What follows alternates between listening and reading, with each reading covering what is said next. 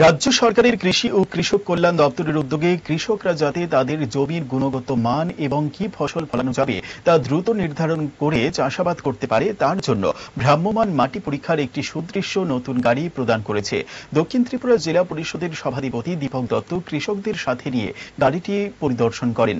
তিনি জানান, এই অত্যাধুনিক ভ্রাম্যমাণ উন্নত প্রযুক্তি সমৃদ্ধ মাটি পরীক্ষার গাড়িটি কৃষকদের চাষযোগ্য জমিতে চলে যাবে এবং সেখান থেকে সরাসরি মাটি পরীক্ষা করে কৃষকদের মাটির পিএইচ থেকে শুরু করে উর্বরা শক্তির সঙ্গে সঙ্গে জানিয়ে দেওয়া হবে এবং সেই সাথে কি ফসল সেই মাটিতে সবচাইতে ভালো হবে তারও পরামর্শ দেবে। আর এর জন্য অতি সম্প্রতি ৩ জন আধিকারিককে প্রশিক্ষণ দিয়ে কাজ শুরু করবে বলে তিনি জানান। এই ধরনের ভ্রাম্যমাণ মাটি পরীক্ষার গাড়ি দেখে স্বাভাবিকভাবেই খুশি কৃষকরা।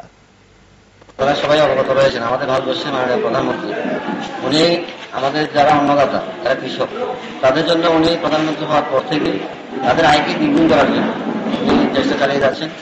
বিভিন্ন রকম স্কিম আমাদের কিষাণ সম্মান নিধি থেকে শুরু করে বিনামূল্যে কৃষকদের সার বিতরণ, বিনামূল্যে তাদেরকে কৃষি যন্ত্রপাতি বিতরণ থেকে শুরু করে তাদের আয়কে দ্বিগুণ করার জন্য এই কাজ করে যাচ্ছেন।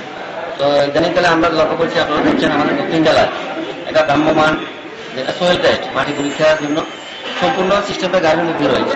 আমরা আগে কৃষকরা মাটি পরীক্ষা করার জন্য এখান থেকে গোমতী জেলাতে পাঠাতে হতো আমাদের স্টাফদের। এখন এই দক্ষিণ জেলায় একটা গাড়ি এসেছে, তার গাড়ি, এটার মধ্যেই সবকিছু রয়ে গেছে।